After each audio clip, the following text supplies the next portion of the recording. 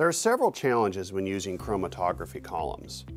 Larger columns impact directly facility layouts, costs, and infrastructure because the space and buffer volumes for all steps also increase. Biopharmaceutical companies operating in a manufacturing environment with columns are approaching the limits of productivity and scalability. This trend is driving rapid adoption of single-use technologies. New process design strategies have leveraged this dramatic shift to drive efficiency and reduce the total cost of ownership. Bioprocess engineers can now explore 3M Polisher ST technology's versatility over equivalent columns.